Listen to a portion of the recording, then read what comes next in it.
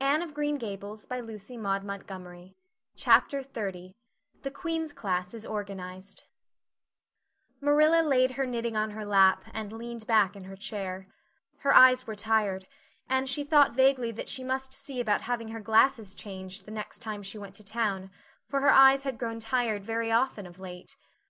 It was nearly dark, for the full November twilight had fallen around Green Gables, and the only light in the kitchen came from the dancing red flames in the stove.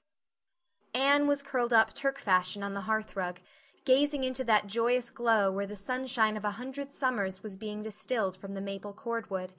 She had been reading, but her book had slipped to the floor, and now she was dreaming, with a smile on her parted lips. Glittering castles in Spain were shaping themselves out of the mists and rainbows of her lively fancy. Adventures wonderful and enthralling were happening to her in Cloudland, adventures that always turned out triumphantly, and never involved her in scrapes like those of actual life. Marilla looked at her with a tenderness that would never have been suffered to reveal itself in any clearer light than that soft mingling of fireshine and shadow. The lesson of a love that should display itself easily in spoken word and open look was one Marilla could never learn.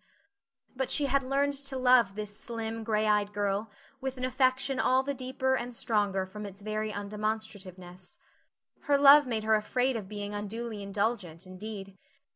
She had an uneasy feeling that it was rather sinful to set one's heart so intensely on any human creature as she had set hers on Anne, and perhaps she performed a sort of unconscious penance for this by being stricter and more critical than if the girl had been less dear to her. Certainly Anne herself had no idea how Marilla loved her. She sometimes thought wistfully that Marilla was very hard to please, and distinctly lacking in sympathy and understanding. But she always checked the thought reproachfully, remembering what she owed to Marilla. "Anne," said Marilla abruptly.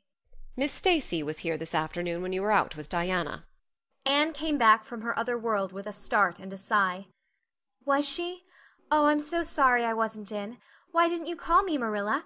Diana and I were only over in the haunted wood. It's lovely in the woods now. All the little wood things, the ferns and the satin leaves and the crackerberries, have gone to sleep, just as if somebody had tucked them away until spring under a blanket of leaves. I think it was a little gray fairy with a rainbow scarf that came tiptoeing along the last moonlight night and did it. Diana wouldn't say much about that, though. Diana has never forgotten the scolding her mother gave her about imagining ghosts into the haunted wood. It had a very bad effect on Diana's imagination. It blighted it. Mrs. Lynde says Myrtle Bell is a blighted being. I asked Ruby Gillis why Myrtle was blighted, and Ruby said she guessed it was because her young man had gone back on her. Ruby Gillis thinks of nothing but young men, and the older she gets the worse she is. Young men are all very well in their place, but it doesn't do to drag them into everything, does it? Diana and I are thinking seriously of promising each other that we will never marry, but be nice old maids and live together forever. Diana hasn't quite made up her mind, though, because she thinks perhaps it would be nobler to marry some wild, dashing, wicked young man and reform him. Diana and I talk a great deal about serious subjects now, you know. We feel that we are so much older than we used to be that it isn't becoming to talk of childish matters.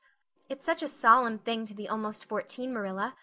Miss Stacy took all us girls who are in our teens down to the brook last Wednesday and talked to us about it. She said we couldn't be too careful what habits we formed and what ideals we acquired in our teens, because by the time we were 20 our characters would be developed and the foundation laid for our whole future life.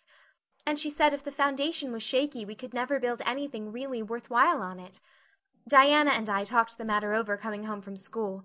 We felt extremely solemn, Marilla, and we decided that we would try to be very careful indeed and form respectable habits and learn all we could and be as sensible as possible, so that by the time we were 20 our characters would be properly developed. It's perfectly appalling to think of being 20, Marilla. It sounds so fearfully old and grown up. But why was Miss Stacy here this afternoon? "That is what I want to tell you, Anne, if you'll ever give me a chance to get a word in edgewise. She was talking about you." About me? Anne looked rather scared. Then she flushed and exclaimed, "Oh, I know what she was saying. I meant to tell you, Marilla, honestly I did, but I forgot. Miss Stacy caught me reading Ben-Hur in school yesterday afternoon when I should have been studying my Canadian history. Jane Andrews lent it to me. I was reading it at dinner hour, and I had just got to the chariot race when school went in. I was simply wild to know how it turned out, although I felt sure Ben-Hur must win, because it wouldn't be poetical justice if he didn't. So I spread the history open on my desk lid, and then tucked Ben-Hur between the desk and my knee. I just looked as if I were studying Canadian history, you know, while all the while I was reveling in Ben-Hur.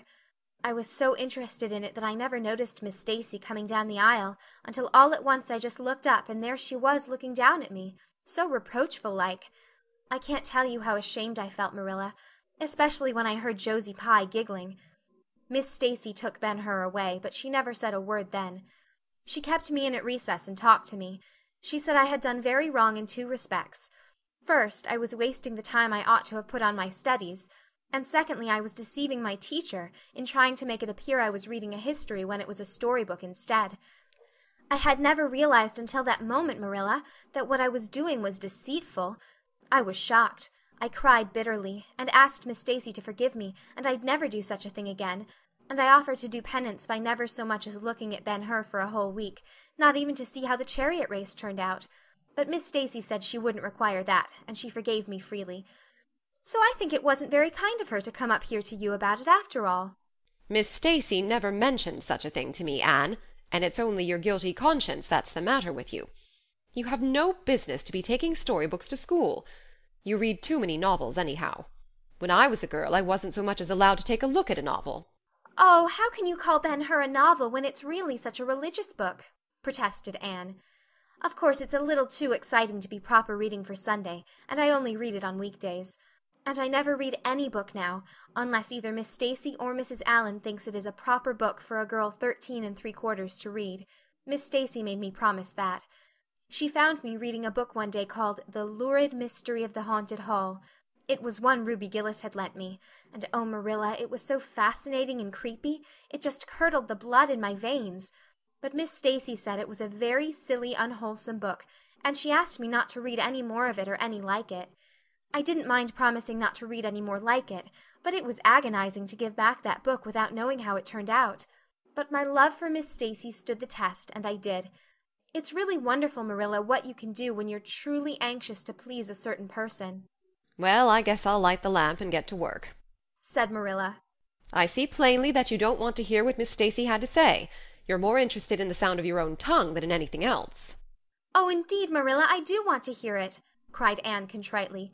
I won't say another word, not one. I know I talk too much, but I am really trying to overcome it, and although I say far too much, yet if you only knew how many things I want to say, and don't, you'd give me some credit for it. Please tell me, Marilla. Well, Miss Stacy wants to organize a class among her advanced students who mean to study for the entrance examination into Queen's. She intends to give them extra lessons for an hour after school, and she came to ask Matthew and me if we would like to have you join it. What do you think about it yourself, Anne? Would you like to go to Queen's and pass for a teacher? Oh, Marilla. Anne straightened to her knees and clasped her hands. It's been the dream of my life, that is, for the last 6 months, ever since Ruby and Jane began to talk of studying for the entrance. But I didn't say anything about it, because I supposed it would be perfectly useless. I'd love to be a teacher, but won't it be dreadfully expensive? Mr. Andrews says it cost him $150 to put Prissy through, and Prissy wasn't a dunce in geometry. I guess you needn't worry about that part of it. When Matthew and I took you to bring up, we resolved we would do the best we could for you, and give you a good education. I believe in a girl being fitted to earn her own living whether she ever has to or not. You'll always have a home at Green Gables as long as Matthew and I are here, but nobody knows what is going to happen in this uncertain world, and it's just as well to be prepared. So you can join the Queen's class if you like, Anne. Oh, Marilla, thank you. Anne flung her arms about Marilla's waist and looked up earnestly into her face. I'm extremely grateful to you and Matthew, and I'll study as hard as I can and do my very best to be a credit to you. I warn you not to expect much in geometry, but I think I can hold my own in anything else if I work hard. I dare say you'll get along well enough. Miss Stacy says you are bright and diligent. Not for worlds would Marilla have told Anne just what Miss Stacy had said about her. That would have been to pamper vanity. You needn't rush to any extreme of killing yourself over your books. There is no hurry. You won't be ready to try the entrance for a year and a half yet. But it's well to begin in time and be thoroughly grounded, Miss Stacy says. "I shall take more interest than ever in my studies now," said Anne blissfully, "because I have a purpose in life. Mr. Allan says everybody should have a purpose in life and pursue it faithfully. Only he says we must first make sure that it is a worthy purpose. I would call it a worthy purpose to want to be a teacher like Miss Stacy. Wouldn't you, Marilla? I think it's a very noble profession." The Queen's class was organized in due time. Gilbert Blythe, Anne Shirley, Ruby Gillis, Jane Andrews, Josie Pye, Charlie Sloane, and Moody Spurgeon McPherson joined it. Diana Barry did not, as her parents did not intend to send her to Queen's. This seemed nothing short of a calamity to Anne. Never, since the night on which Minnie May had had the croup, had she and Diana been separated in anything. On the evening when the Queen's class first remained in school for the extra lessons, and Anne saw Diana go slowly out with the others, to walk home alone through the birch path and violet vale, it was all the former could do to keep her seat and refrain from rushing impulsively after her chum. A lump came into her throat, and she hastily retired behind the pages of her uplifted Latin grammar to hide the tears in her eyes. Not for worlds would Anne have had Gilbert Blythe or Josie Pye see those tears. "But oh, Marilla, I really felt that I had tasted the bitterness of death, as Mr. Allan said in his sermon last Sunday, when I saw Diana go out alone," she said mournfully that night. "I thought how splendid it would have been if Diana had only been going to study for the entrance too. But we can't have things perfect in this imperfect world, as Mrs. Lynde says.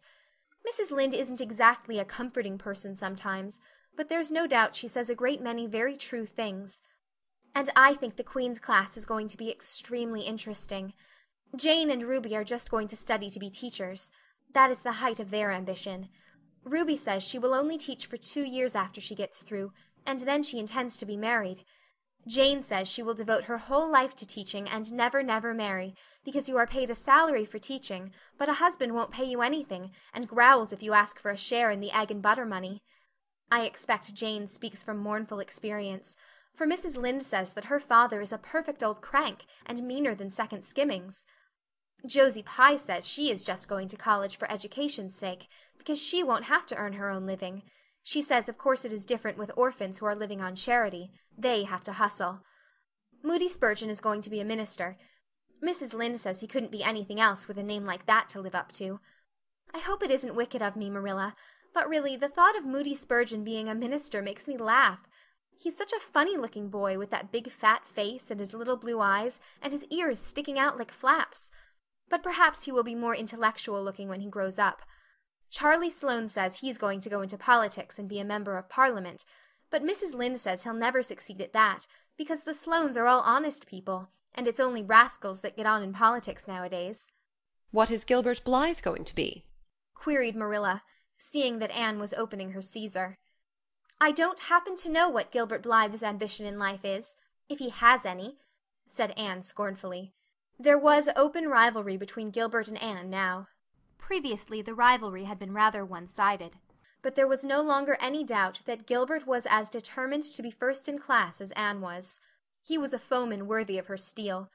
The other members of the class tacitly acknowledged their superiority, and never dreamed of trying to compete with them.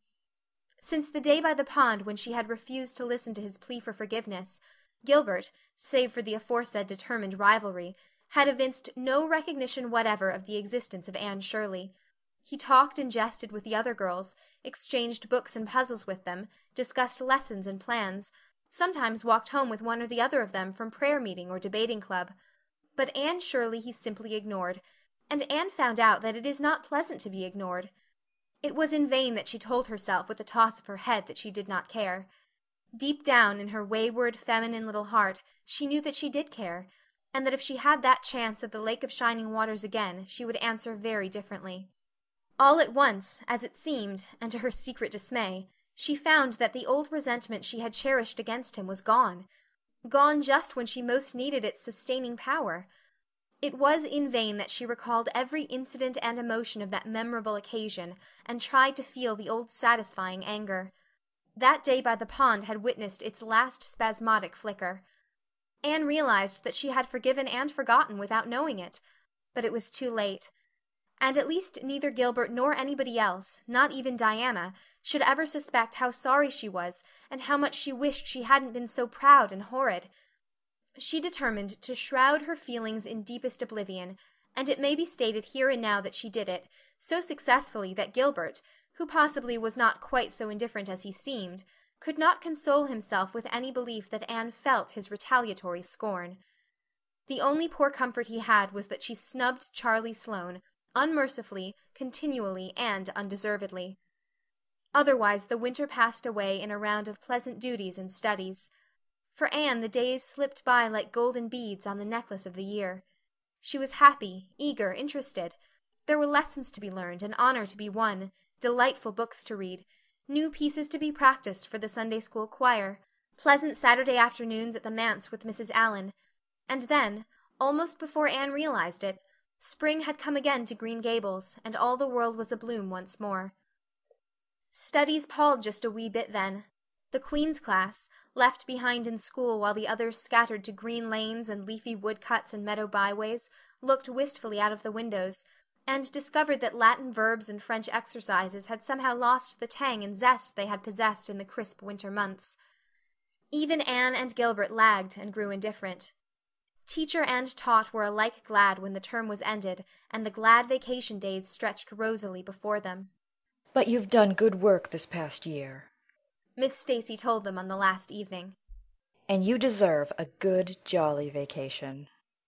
Have the best time you can in the out-of-door world, and lay in a good stock of health and vitality and ambition to carry you through next year. It will be the tug-of-war, you know. The last year before the entrance." "Are you going to be back next year, Miss Stacy?" asked Josie Pye. Josie Pye never scrupled to ask questions. In this instance the rest of the class felt grateful to her. None of them would have dared to ask it of Miss Stacy, but all wanted to, for there had been alarming rumors running at large through the school for some time that Miss Stacy was not coming back the next year, that she had been offered a position in the grade school of her own home district and meant to accept. The Queen's class listened in breathless suspense for her answer. "Yes, I think I will," said Miss Stacy. "I thought of taking another school, but I have decided to come back to Avonlea. To tell the truth, I've grown so interested in my pupils here that I found I couldn't leave them. So I'll stay and see you through." "Hurrah!" said Moody Spurgeon. Moody Spurgeon had never been so carried away by his feelings before, and he blushed uncomfortably every time he thought about it for a week. "Oh, I'm so glad," said Anne, with shining eyes. "Dear Miss Stacy, it would be perfectly dreadful if you didn't come back. I don't believe I could have the heart to go on with my studies at all if another teacher came here." When Anne got home that night she stacked all her textbooks away in an old trunk in the attic, locked it, and threw the key into the blanket box. "I'm not even going to look at a school book in vacation," she told Marilla. "I've studied as hard all the term as I possibly could, and I've pored over that geometry until I know every proposition in the first book off by heart, even when the letters are changed. I just feel tired of everything sensible, and I'm going to let my imagination run riot for the summer. Oh, you needn't be alarmed, Marilla. I'll only let it run riot within reasonable limits. But I want to have a real good jolly time this summer, for maybe it's the last summer I'll be a little girl. Mrs. Lynde says that if I keep stretching out next year as I've done this, I'll have to put on longer skirts. She says I'm all running to legs and eyes. And when I put on longer skirts, I shall feel that I have to live up to them and be very dignified. It won't even do to believe in fairies then, I'm afraid, so I'm going to believe in them with all my whole heart this summer. I think we're going to have a very gay vacation. Ruby Gillis is going to have a birthday party soon, and there's the Sunday school picnic and the missionary concert next month. And Mr. Barry says that some evening he'll take Diana and me over to the White Sands Hotel and have dinner there. They have dinner there in the evening, you know. Jane Andrews was over once last summer, and she says it was a dazzling sight to see the electric lights and the flowers and all the lady guests in such beautiful dresses. Jane says it was her first glimpse into high life, and she'll never forget it to her dying day. Mrs. Lynde came up the next afternoon to find out why Marilla had not been at the aid meeting on Thursday. When Marilla was not at an aid meeting, people knew that there was something wrong at Green Gables. Matthew had a bad spell with his heart Thursday, Marilla explained. And I didn't feel like leaving him. Oh, yes, he's all right again now, but he takes them spells oftener than he used to, and I'm anxious about him. The doctor says he must be careful to avoid excitement. That's easy enough, for Matthew doesn't go about looking for excitement by any means, and never did. But he's not to do any very heavy work either. And you might as well tell Matthew not to breathe as not to work. Come and lay off your things, Rachel. You'll stay to tea? Well, seeing you're so pressing, perhaps I might as well stay, said Mrs. Rachel, who had not the slightest intention of doing anything else. Mrs. Rachel and Marilla sat comfortably in the parlor while Anne got the tea and made hot biscuits that were light and white enough to defy even Mrs. Rachel's criticism. I must say Anne has turned out a real smart girl, admitted Mrs. Rachel, as Marilla accompanied her to the end of the lane at sunset. She must be a great help to you. She is, said Marilla. And she's real steady and reliable now. I used to be afraid she'd never get over her feather-brained ways, but she has, and I wouldn't be afraid to trust her in anything now. I never would have thought she'd have turned out so well that first day I was here 3 years ago, said Mrs. Rachel. Lawful heart, shall I ever forget that tantrum of hers? When I went home that night, I says to Thomas, says I, mark my words, Thomas, Marilla Cuthbert'll live to rue the step she's took. But I was mistaken, and I'm real glad of it. I ain't one of those kind of people, Marilla, as can never be brought to own up that they've made a mistake. No, that never was my way, thank goodness. I did make a mistake in judging Anne, but it weren't no wonder, for an odder, unexpecteder witch of a child there never was in this world, that's what. There was no ciphering her out by the rules that worked with other children. It's nothing short of wonderful how she's improved these 3 years, but especially in looks. She's a real pretty girl got to be, though I can't say I'm over partial to that pale, big-eyed style myself. I like more snap and color, like Diana Barry has, or Ruby Gillis.